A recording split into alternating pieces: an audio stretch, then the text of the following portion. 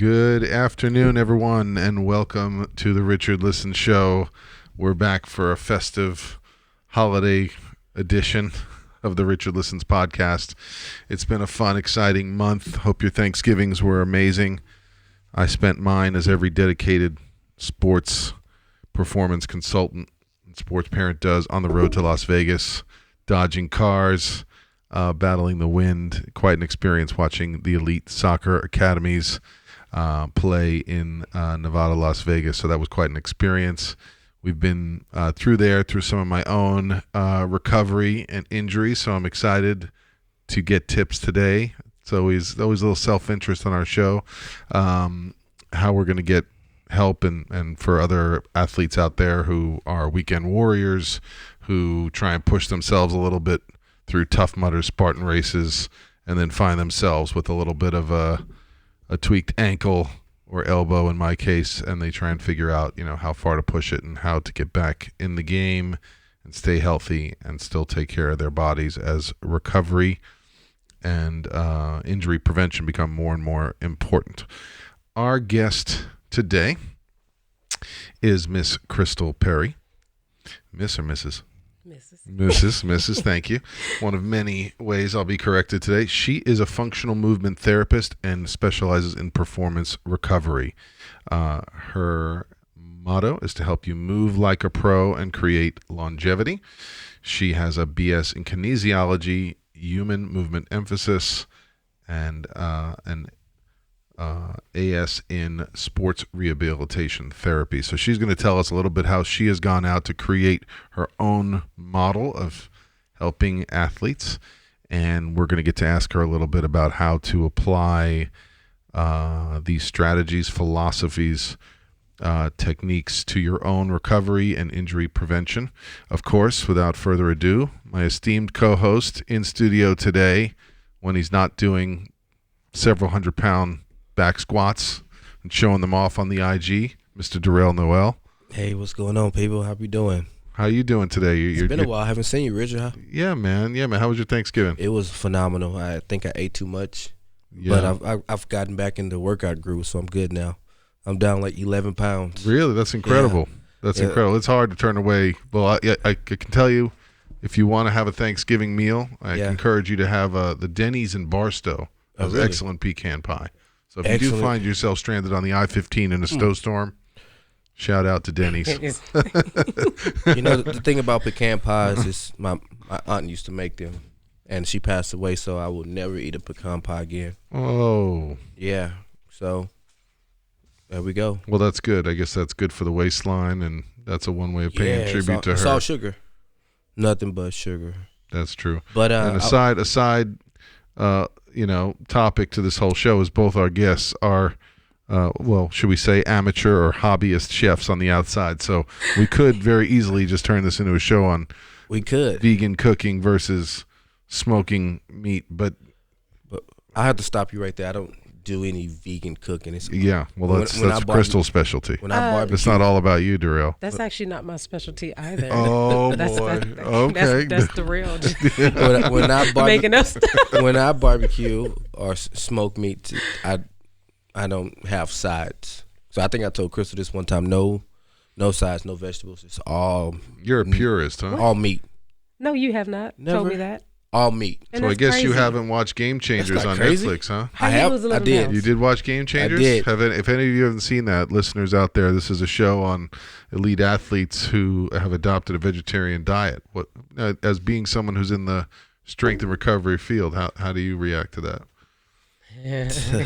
Interesting question. Did it give you pause? It's interesting too. Each its own. And when people ask me about it, I tell them I don't have a reason to not eat meat. My health is fine. I work out, I train, and I take care of my body. So, for me, I don't believe that it's a need. And my sister tries to talk to me about it, and a good friend of mine that Crystal works with is on a plant-based diet. But what I did after I watched the episode of the series, I devoted to eat more whole foods, more plants, more vegetables, more fruits. So for Christmas, I bought myself a early Christmas present. I bought a blender. So I started making smoothies with spinach, kale, chia seeds, flax seeds, putting better things in my body. So I'm glad you said that, Darrell, because that's the tendency is to come out of watching something that, however well researched and performed, is like, oh my God, I have to change everything I've done for my entire life.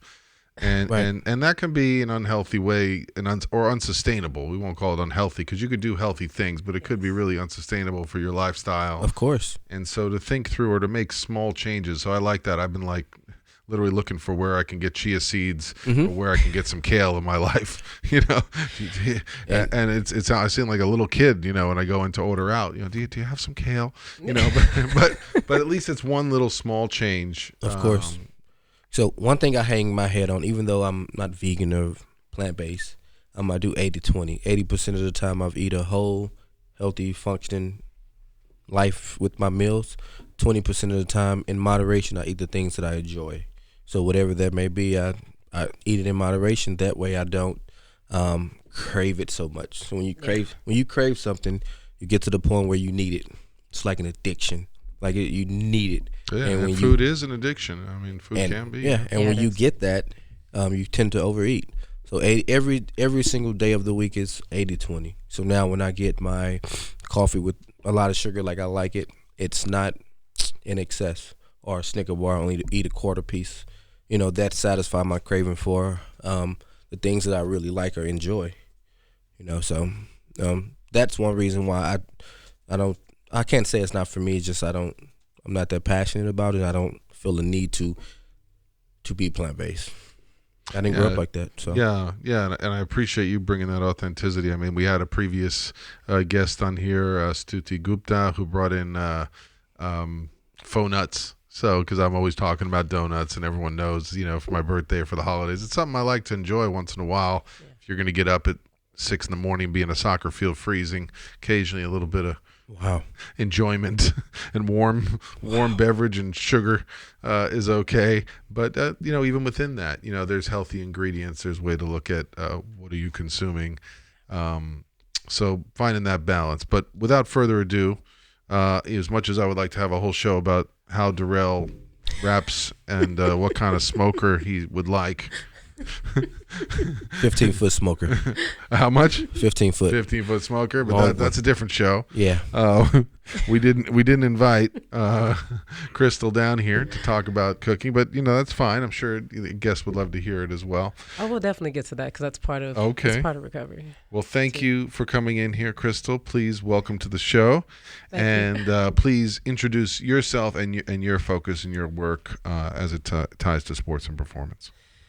Well, just as you said, I'm a movement and recovery specialist, and basically, I just think that people don't value that enough. They don't value what needs to be done before and after to keep things up, and they get so obsessed with one thing, not recognizing that the body is composed of so many different elements, and all of it goes together in when it comes to performance. And I look at performance differently.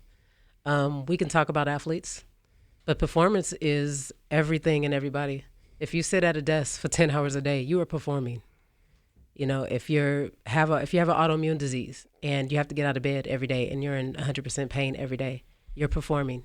You're doing everything that you can to perform your day-to-day, whether it's on a high scale or low scale. So I look at performance in a way where it's everybody and it's longevity. It's about how can we sustain this movement, this feeling good from being young in your 20s to being old. I mean, I have older clients that are 60, 70, 80, that are still training in the masters right now, doing high jumps. I mean, the woman is 77 years old doing high jumps and still doing the 200.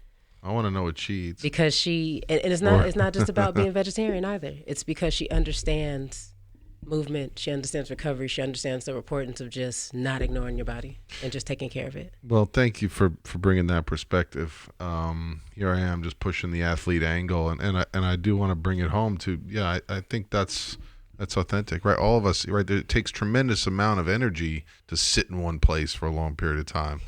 We don't realize, right, how many movements are going into just a single act, right? Or or lack of movement. Right, having to hold yourself still or in position, and you start to touch into a whole nother area of somatic healing, which is right chronic pain, things that come from when we're not tending to the movements we do or not tending to the body and its need to elongate or release stress.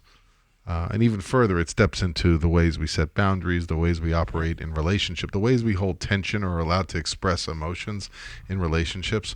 So, and a lot of athletes, as I look at my dear friend Janoris Jenkins, who was cut by my alma mater, New York Giants, I'm kind of looking at, people, why did he tweet that? Why did he say that? I don't know if you're familiar that he got cut for kind of using a pretty derogatory term towards individuals, which most of us would filter. But there's something to like maybe athletically he was allowed to express.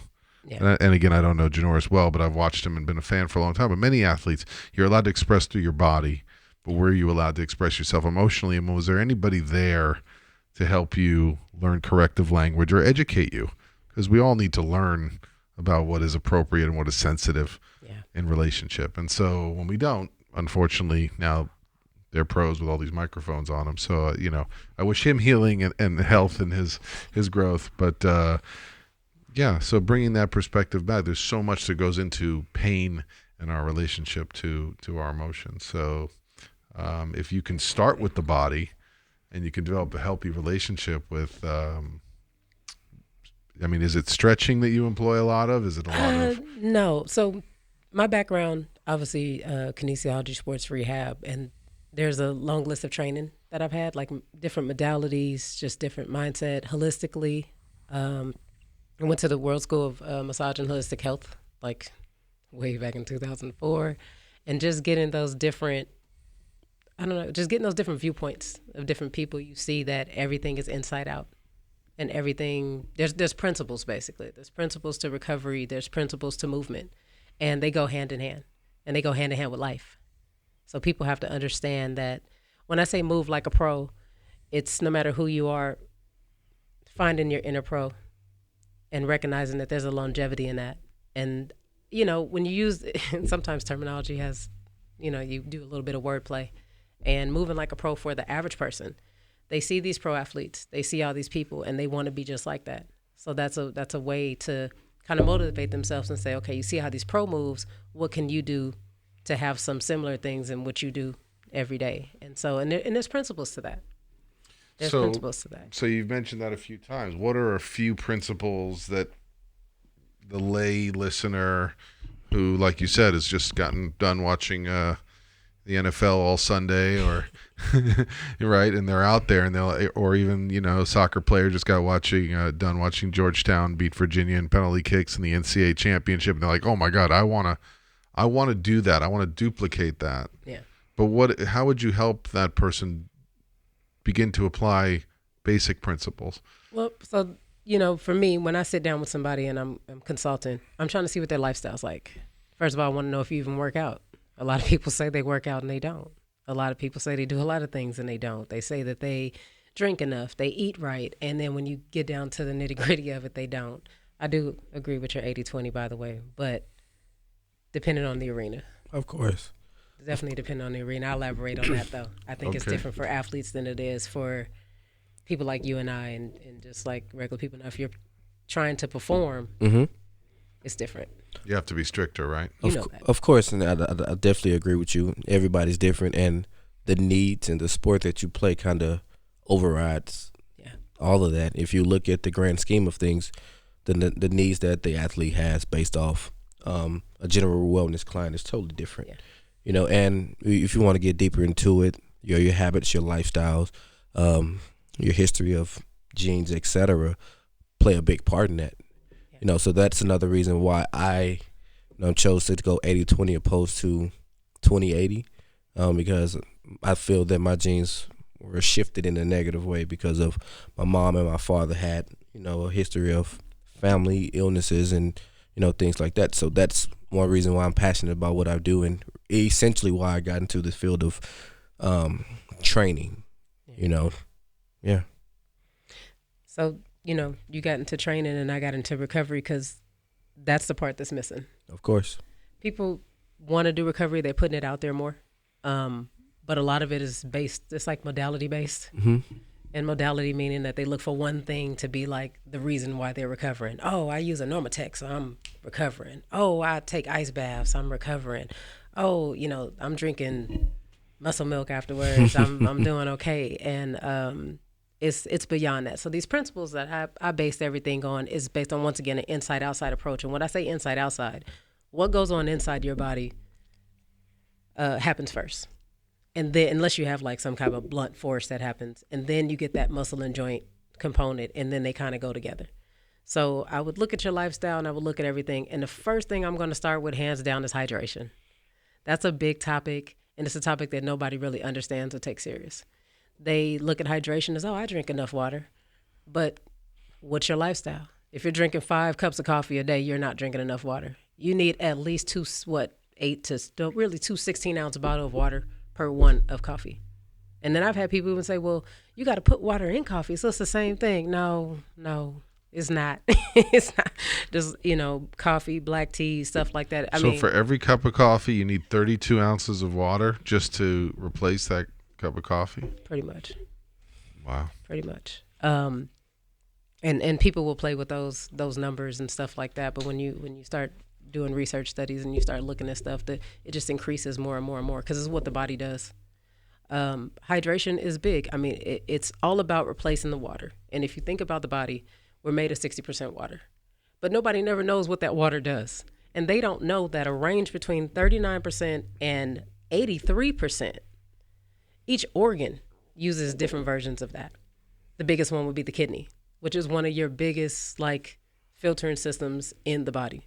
And so if you have a kidney that's using, let's say 73% of that, the water, and say you just drank coffee, alcohol, not to say you can't do those things, you just have to know how to recover from it. Well, that's what recovery is about. But say you had all of that just took all that oxygen, all that water, and now the kidneys have to work overtime to filter that. If it doesn't have enough water, what is it going to do? It's pretty much going to steal from Peter to pay Paul. It's going to steal from another organ, another function in the body to accrue for that. And then now you got to worry about that organ losing water. And where's it going to get it from? That's when you start getting that dehydration feel, and you start getting that cotton mouth, and your body start hurting. And what happens after that? Your muscles, your joints start hurting, headaches, and all that kind of stuff, because the body's trying to regulate everything and not know where it's coming from. And it's trying to pull from every piece of water and fluid and blood that it has in the system. Water does so much, and people don't understand the function of it. So when we're talking about drinking water, and it's not just water, by the way, either. That's another thing. People will be like, oh, I drink, 2 liters a day. That's great. So let's talk about electrolytes, because electrolytes are also part of hydration. Yeah, so that's a great topic, because in working with youth athletes, and they all want to grab the Gatorades and Powerades. I mean, what is your feelings on the kind of the sugary beverage, and what are the best ways to get electrolytes into your system, and what are the best times? Okay, I'm you're convulsing over the Gatorade. No. The sports drinks. I'm not a fan, and I'm not a fan because I hate to say this, just because I mean, it's Gatorade. They're they're the big wave. They were the first ones pretty much to put it out there, so they're grandfathered in for life. But at the end of the day, by the time you get through the sugar, the dyes, all the other little additives and stuff like that, what electrolytes are you getting? I mean, most electrolytes are salt-based, and then you do have some that are sugar-based, but you're not really getting what you think. Have you ever had Gatorade and still was thirsty after? It's supposed to quench your thirst, but you drink Gatorade and you still really thirsty. Was that from the sugar? From the sugars and the dyes and everything else. It's not necessarily helping. It's liquid, it's fluid, but it's not necessarily helping. So I don't agree with those type of drinks afterwards. I think, first of all, electrolytes should come a lot from diet, but if your diet is not as healthy, there's 5 of them. There's magnesium, potassium, sodium chloride, calcium, and then phosphate. And you have to be able to get all of those things. So if you're not going to get it through food, there's different sources. There's a lot of good brands out there that actually make concentrated electrolyte packs. They got IVs on the wave now. I know that they're a little pricey, and people are scared of needles and stuff like that. But when you're past and you're far gone, go invest in yourself and spend the money and get what you need. You mean if you're already in a stage of Past it, you drinking, and you still not hydrated and you still feel terrible. It might be over the point at that point. Things like coconut water. I'm big on coconut water. It's such a natural way. It's so full of potassium. It doesn't make any sense. And potassium is going to be the first thing that kicks off hydration and just the way that it flows through blood flow, the way the nutrients filter the muscles and everything like that. So I'm big on coconut water. You're not going to like it. I mean, something you got to get used to. Let's just be honest. Coconut water, an adaptive it flavor, tastes like spoiled fruit, but you get used to it. Like if you change your diet, you get used to whatever you're going to eat. But there's different things that you could do with coconut water too. You can infuse a little bit of everything. I like coconut water actually. Especially when I don't get a good night's sleep and I feel restless in the morning. Sometimes I get coconut water opposed to coffee. Yeah. And it's for me it's an instant kick, and it's not one of those that push your energy level to like you're taking pre-workout, but you feel elevation in your whole bodily function, which is why I like coconut water. I don't drink it for the taste, and that's most things. I don't drink it for the taste. I just drink it to feel better. Exactly. It's a part of hydration, and it's actually something that you should have along with water. I try to tell people that struggle with water. First of all, I'm gonna start you off with trying to get you to drink 2,000 milliliters anyway, which is kind of intimidating for people. Which is how many cups or how many? I would have to do the conversions on that. Okay. I have like a specific like water bottle that's 2,000 milliliters, and I normally bring it, and I'd be like, look, this is what I need you to finish every day. I need you to make it a challenge for yourself. They got all these challenges going around here. Challenge yourself to drinking this water. So should we be challenging college athletes? Should we be challenging 12 to 14-year-old? Everybody should be drinking. Well, everybody, I would say within the age of maybe like 14 to 15 and up. Younger kids don't need that much. Their body's still growing, and they're not processing everything like we are just yet. They don't need that much. Do you need as much when you're 70, 80? You do, unless you have ailments or diseases and stuff like that. If you're a person going through, say, dialysis, you can't go near that, because a person with dialysis is not even supposed to drink water. I don't know if you know that. They can't at all, because it's the kidneys, and the kidneys are balancing fluid. Like I said, it's one of the biggest detoxes. So if you are getting dialysis to help the kidneys, balance that, and then you add all that extra water, you're doing a water overload. So how do you maintain nutrition in people going through dialysis and some of these? It's hard. Syndromes that older adults go through. It's hard. Doctors, they go through. I mean, I'm no specialist in that. I just know a few things about it, but they have specific diets and specific stuff that they give people, a lot of do's and don'ts, because having that kind of issue is real. It's like a fine line, and it's dangerous. It's a dangerously fine line. So they normally have special diets and stuff for that. Yeah, but I do know about that. And I can actually relate to that, because my dad had congestive heart failure, and he couldn't drink but 2 or 3 cups of water a day, which was I couldn't understand. Is that related to the lungs filling up with fluid? It's just fluid buildup, and it wasn't from his lungs. He had diabetes as well, so his feet would develop a lot of fluid in different areas of the body, which is weird. And when I think of hydration, in the sports world, you go into these locker rooms, they say, "Oh, here's a meter of your hydration levels. So if it's dark nickel brown, you're dehydrated. If it's clear, you're hydrated." So that's how I look at it. I'm, dealing with athletes, you don't have that much time to kind of educate them on every little aspect. Just tell them drink more water, because we have to get to the next thing. We don't have much time to spill on that, So that's why people in these fields and practices are beneficial, because it's more of an educational thing. When we work with the athlete, we don't have much time. Yeah. Well, that's a good point. So your focus with the athlete is strength building and preparation for competition or tryout, right? Increased performance. Yes, but sir. What if you notice that their motivation is there, and that their strength is not increasing? Mm-hmm. At what point will you address nutrition, recovery? At what point do you refer them over to someone like Crystal and say, I think we need to bring in a little extra It support? depends on their needs. Most guys don't need to gain weight or lose weight. They just need to improve their performance. Yeah. So the initial assessment, we talk about nutrition, hydration, what are you putting in your body, and from the standpoint of training professional athletes, we talk about their lifestyle. Yeah, that's big. Their lifestyle. Just to be frank, what they intake from alcohol perspective. So all of those things can attribute to their performance. So it's not conversations like that. It's more conversations to the point of understanding what they do on a regular basis, dialing some of those things back so we can magnify and actually see results. It's all about performance in my world. I was just thinking about this. I have no idea where, through the social media and all the things that come towards our brain, but the statistics on like performance, I won't single out the elite athletes, but when they attend some of the big cities because of the popularity of attendance of gentlemen's clubs.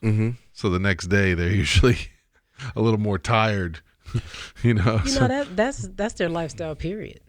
To be honest with you, that's what I was about to say. Like nowadays, you don't have to go to a nightclub. Just gonna put it out there. The nightclub comes to them, right? All the time. So that's where I speak in.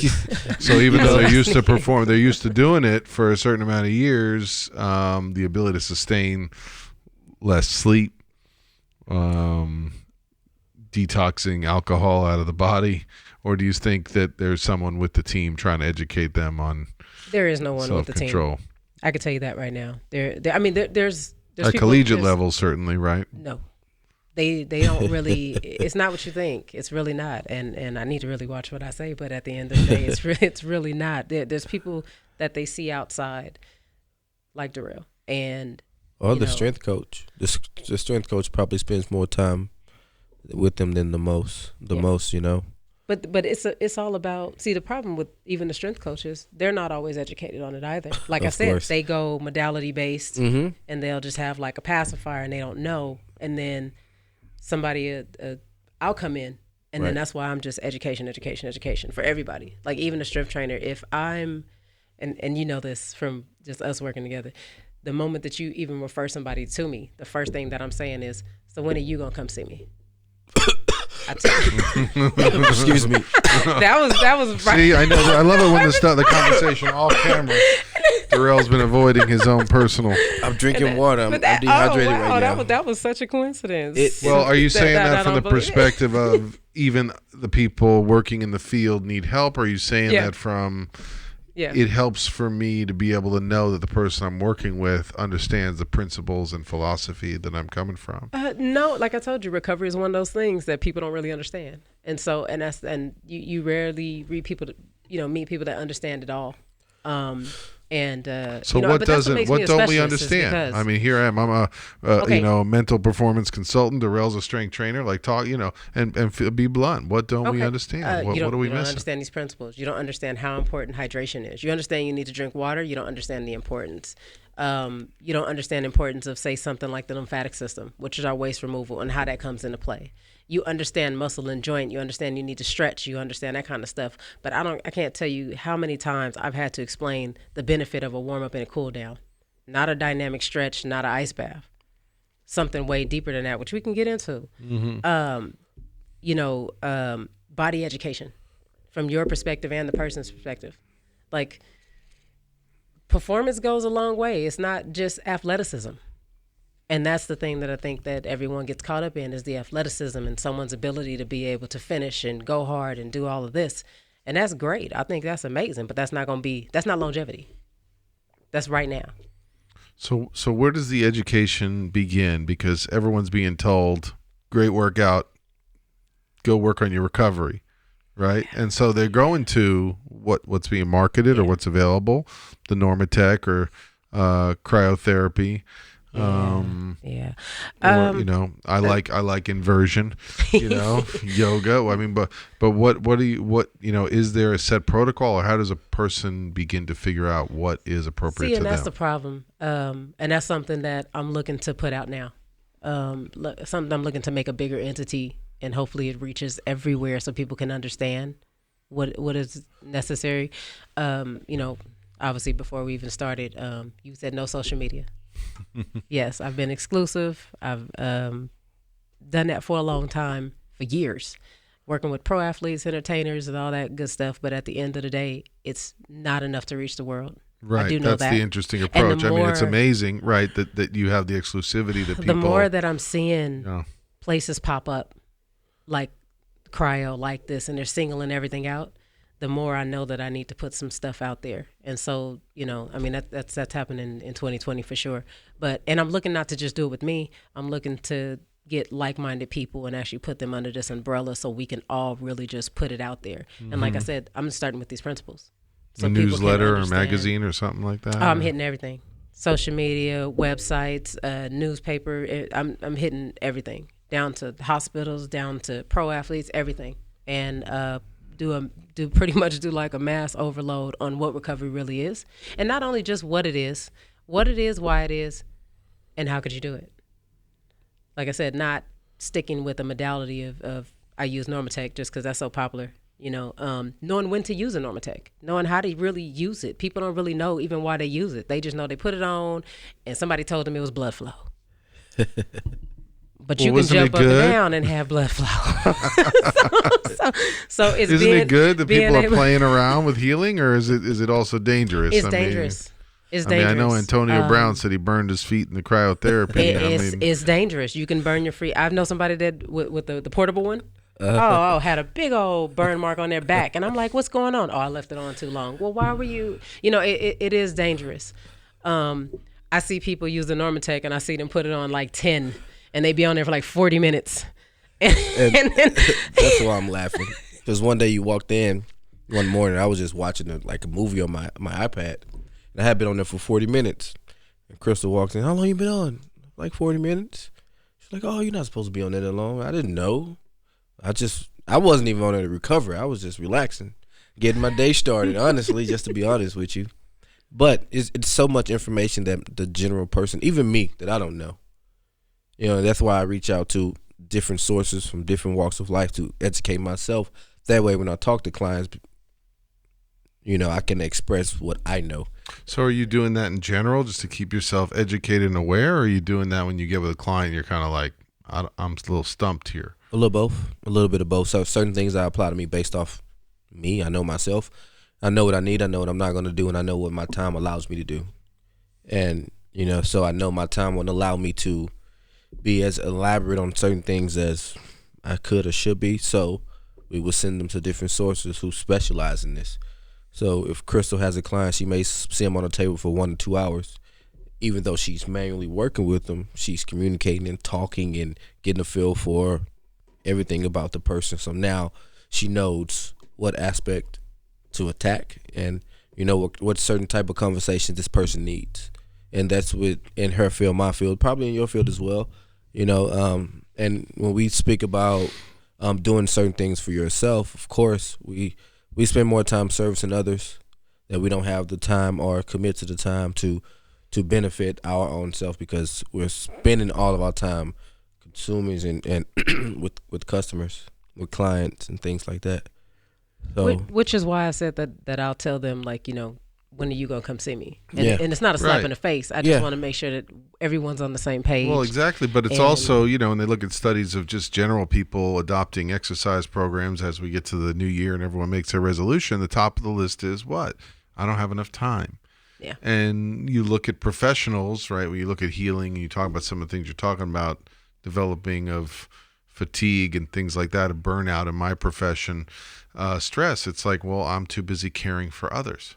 So we believe we don't have the time. Yeah. But there's a deeper issue there with maybe caring for others or taking on too much when we need to be tending to ourselves. That's another principle that's in there. Yep. We talk that, and we also talk, we can talk stress reduction and things like that too, and people understanding how they can incorporate it. And as you see, I put in my bio, make it a lifestyle. Because there's things that you could do and make your lifestyle and do it unconsciously and don't even know you're doing it. You be in the car driving and, okay, so, your neck might have been bothering you all day and you didn't have time to stretch. You didn't have time to do this. Well, now you're sitting in traffic because you live in California. So You can be doing those things driving. What kind of things can you be doing if you're stuck there's- commuting and driving a lot? like little stuff. Like I drive an hour and a half up and back, and I'll be in there, and I'm like rolling my neck, I'm rolling my shoulders, I'm stretching out, one of my hands that's not on the steering wheel, the other leg that's there, I'm moving my knees, I'm moving. I'm not staying still because I know about mobility and I know how important mobility is. And I know that if I didn't get it in that day, because maybe I was back to back to back or something like that and didn't have time afterwards to do my normal routine, I'm going to do it where I could do it. I'll be standing talking to you and you see me do something weird just because, and you may not even know, just because I'm unconsciously. Oh, you make me doing feel it. better now when I was doing my, tree pose in front of the coffee cart of my Hey. grad student. People were just walking by me like, is he okay? But you are okay because you're doing it for you. That's But right. it's just a matter of getting it out there. And people, the biggest thing that I would want to say is I want people to recognize what they're doing and why they're doing it. And know that it's okay to go and research yourself and figure out why, even if you don't understand everything, just as a precaution. There's a time and a place for all of this stuff. And you got to be careful on all these things. Don't get caught up on a modality either. Get caught up on the focus. If you're fatigued and you haven't slept and you know that you haven't hydrated enough and things like that, make hydration the rest of your focus. Or maybe eating something if you're not eating, because diet is in there as well. If you're eating something that's dragging you down, make the corrections that you need to make. Just pay attention to those kind of things. And even though you don't know every detail that I know about recovery, you know enough to know that something's not right. Mm-hmm. And you need to focus on what's not right first and then move on to the next thing, because not one thing is going to fix your problems. Yeah. But it's so subtle and individual based, right? What food is sensitive to us? How do people begin to narrow that down, or make different choices when they're not even aware that their choices, which one to change or how to change it? I think we're aware more than we know. Like I said, if you're thirsty all the time and stuff like that, and you haven't had water in a while, people know when they're dehydrated. Because even people that don't know how to do it properly, they know when they haven't had enough of that. People that come to me that have like chronic issues, I can't tell you how many times I've had like somebody that's like of the age of 40 tell me about when they played, high school football and how they twisted their ankle and it hasn't been right since. It's still bad. So why haven't you had it addressed? Whether it's seeing a recovery specialist like me, checking with a PT specialist, going online and looking up mobility stuff. There's all kind of stuff online on the internet that can be useful, that you can try. Not all of it is harmful and not all of it will work for everybody. But to start there, just don't ignore these things and don't ignore what recovery is really about, because it's not about the next Theragun. It's not about the next Normatec. It's not about a ice bath or heat. These are just aids, but it's about what your body really needs to happen. And people know. They, like I said, they may not know 100%. Like, I'll sit there and I'll talk to somebody and they'll tell me how they're feeling as far as a workout, and I'll ask them, well, what do you do to warm up? And they'll be like, oh, you know what? I know I need to warm up. I just haven't done it. They may not know in detail like me. Like, my warm-ups are different than what an average person warm-up is. An average person is going to warm up. They're going to do some dynamic stretching. They may get on a treadmill. They may do some stuff like that. But even doing that stuff is bigger than doing nothing and just going into a workout cold. Right. When they come to me, I'll be a little bit more detailed. And like I said, I'm be putting this free content out there so you can know in detail what needs to happen, like what vibration does before. When to use a Theragun, when to use a Hypervolt or something, the difference between vibration and pounding.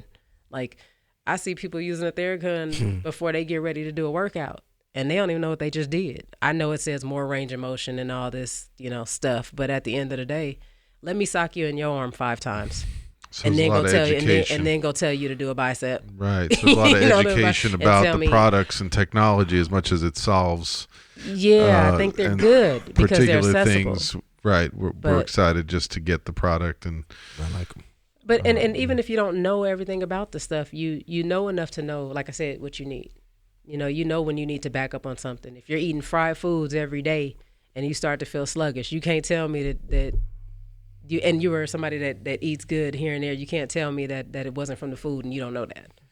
And we live in a world where it's changing. Now we have like a percentage of people that's not going to change diet wise, and they're going to stay doing what they're doing and stay eating bad. And they're like, oh, well, I'm good. I don't feel anything, because they've gotten used to pain. They got used to feeling terrible. But there's a bigger percentage of people that they're trying to change. They're trying to change. And then you got these like documentaries like the one like that Game vegan, Changers, yeah. Game Changers, that putting that stuff out there. I hope that people don't look at that and think that they need to change their lifestyle, because these people didn't just change their lifestyle. It's something that it took time. That's a movie. Right. That's a documentary. That was cut in so many ways. Trust me, there was a lot of hardships with that, I'm sure. And going vegan or plant-based doesn't always work for every athlete either. You know how many athletes tried and had to come back because they couldn't find enough protein, or that, or just they couldn't perform, they couldn't get as big as they need and stuff like that. I mean, all of that makes a difference. But like I said, you know something to take a step. You just got to take a step. Right. We were texting yesterday, and I get this from a lot of people that I deal with. They hear, oh, my knee hurts, my ankle hurts, and it's a reoccurring issue, and I think I do it as well. I've been having some slight issues with my knee and my shoulder. How do you get a person to not ignore what they feel, or what are some things that you do to get a person to actually like attack what they feel? Because I know it can be a lingering effect, and then with the body, it's so many different components, and it's a kinetic chain from the ankle all the way back to the back of your neck. It can trigger something else to go off, right? Yes. So what's the benefits of that, or what is your approach when you have a athlete that's coming to you with a knee or ankle injury, and then they tell you, oh, my left hip hurts, something like that? I'm getting history. I want to know how long it's been. Mm-hmm. I want to know what else have they felt. I want to know what they've been doing in the last week, if it's something consistent. And then we go from there, because, there's no protocol. Right. I don't believe there's a protocol. I understand that we all get taught protocols. I've been taught protocols for years, and I learned how to not use them because it might not make sense. If you have a knee and a shoulder issue, if it's the same side, sometimes even if it's the opposite side, it can be something postural that you're doing. And so I'm looking at that to see, first of all, I'm going to have you stand there and I'm going to look at everything. I'm big on alignment. That's one of the biggest things for me is alignment. I'm looking to see where you're off at, so I can see biomechanically how you're using your body. And then I will educate you and address that with you and give you corrections to do and to change. And then, obviously I do the physical work of it too, and go in and do manual therapies and stuff like that. And then really get you to see the difference, and even put you through a couple different movements to where you feel the difference, so you know that this caused this and this caused that. I give you the route to your body, and then I'll let you take that with you. And I just check with you and just keep making sure that you understand what's going on. I think that's another thing about body education too, and self-awareness. People don't get into their bodies enough. So in order for you to not ignore it, you have to get into your body. Just like people make the decision to go in a different direction with their diet, make a decision to get involved with your body. I've had people that couldn't get into their body. You just can't feel stuff because you've been used to pain for so long. You just kind of be like, I don't feel that. That's been there. One of those things. Yeah, I've been dealing with that for years. That's nothing. Like I will have you lay down on the floor, close your eyes, and give you a guided imagery.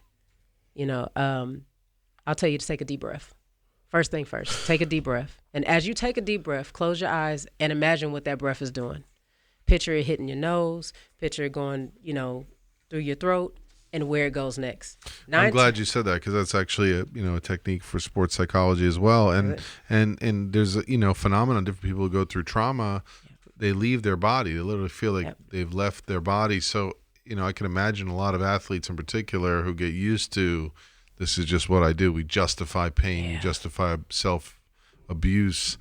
That, like you said, there's an avoidance of getting back into your body. More pain, more gain. That's the right. avoidance. There's all these mentalities. Darrell and I were talking about it before the show, about all these things about, don't express, just go out there, take it out there on the field. All the messages that are counterintuitive to healing, but keep an athlete, supposedly focusing in on that one mode of, I call it, kind of the athlete mask, where it distances from all other parts of ourselves that are uncomfortable or painful. So the fact, right, that you may have to do something when they come in to get them into their body to even begin the process, I think that's really crucial. I'm glad you brought that up. And and it's not like it's going to make them a hypochondriac or affect their performance to where they're playing scared or playing weak or anything like that. Well, that's the stigma, right? That's the fear that often I have to address. I just tell them, instead of more pain, more gain, more pain, more problems. And then I'll say, so what else hurts? And they'll be like, oh, well, actually. And I'll be like, see, so just like, don't ignore it. There's things you could do. So I got athletes now, and I make it available to them. If they feel one ding somewhere, they'll call me. And they'll be like, so what can I do for this? And I love that, because that means that they have reached a point where they're in their body and they know that they need to do something. They'll still go out there. Oh, a broken leg, they'll still go out there. They will Kobe Bryant that to the fifth with a broken Achilles, but they know. But as an athlete, I think the biggest asset is availability. The biggest asset is availability. Think about doing a season.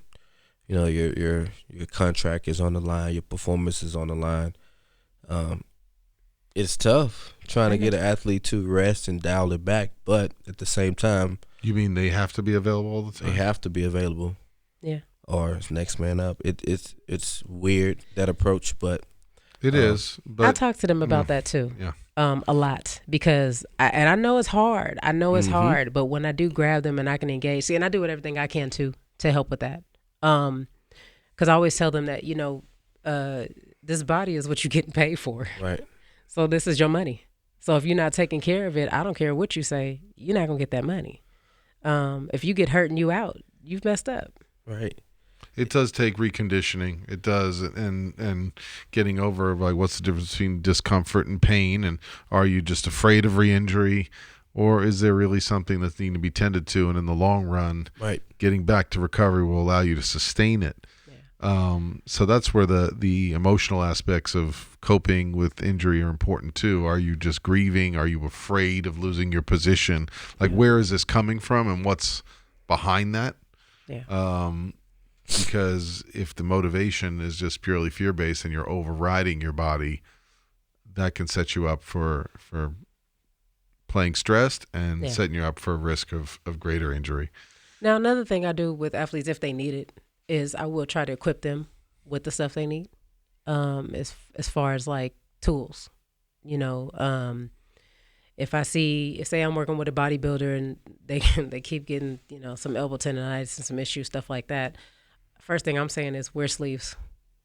Get some sleeves. Order this. I'll give you a list. Order this, A, B, and C. That way, if you don't even if you don't need it, you know what it's for. And so when you hit that mental aspect, you have something that's going to help you feel like you're doing something, and that goes a long way as well. That'll help them keep pushing because they feel like they're doing something. It still motivates them to want to recover and still want to move in the way that they can move. So it's there's such a big mental component that comes to what I do as well. Yeah. And to recovery.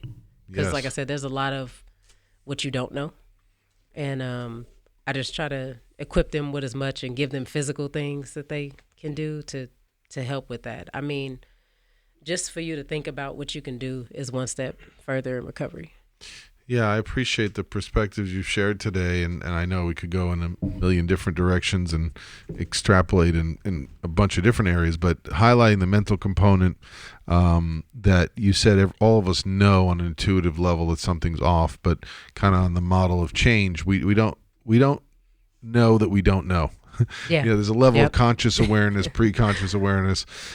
People are not. They know that they hear about it, or like you said, then you start to go, oh, well, I know I need to recover, and there's a Normatec machine. So there's steps missing in our education, our awareness, and I certainly, for one, look forward to getting you into the social media or newsletter realm or whatever we can do to help share your message and what you're doing, because this is absolutely crucial as a parent of an athlete and one who works with teams, seeing how they recover after putting their bodies on the lines, being able to sustain 2 games a day or 4 games in 2 days, so sometimes more.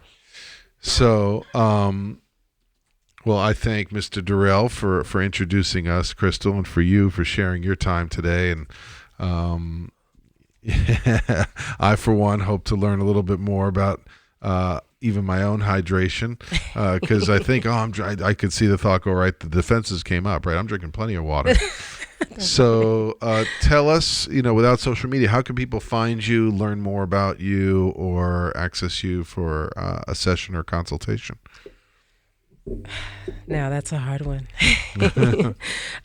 Part of being exclusive was not being found. Okay. I'm pretty much word of mouth and been word of mouth for 10 years. Just because I've always wanted people that were serious. I've been through a lot in this business, in many different realms. And so, just stay tuned is what I'm going to say. Okay. January, 2020 is going to be a year where I'm out there, and you'll be able to find me. You'll be able to access me a lot more. Okay. Yeah, that's the best that I Still can say. pay attention and start questioning your recovery. Yes. At all stages of the lifespan. And Mr. Durrell, how can people get in touch with their performance and you? Yeah, just like Crystal, I'm a ghost. You have to come find me. Knock on the Muscle Farm door. It's a little bit hard to find me. No, but they can find me on Instagram as well as Twitter, DMN _ the number 1 of the number 1, DMN 1 of 1, on Twitter as well as on Instagram. That's right. Yeah. And they should be ready to do ladder drills or submit a smoking meat recipe. No, neither. Neither. No, neither. Mm-mm. Just have a desire to work hard. Come with a mindset with goals, and we can help you improve your performance. I don't do the oversaturated stuff that's on Instagram. I do this in real life, so That's right. Well, I love what you're putting out there. I love seeing the videos, and it gets you excited. You see people training and getting prepared for game or tryout. Yeah. Getting ready for NFL Combine next month. That's what it looks like. That's right. Yeah, we don't use ladders, though. Okay, forgive me. That's the cool stuff. They're beyond the ladder. They're doing the movements. Yeah. They're doing the karaoke with the hips in and out. They don't need the ladders. Training specificity. That's what I like to call it. Okay. But yeah, they can catch me on Instagram. There you go. Well, thank you to both of you for being present with me. We hope to have more shows present for you.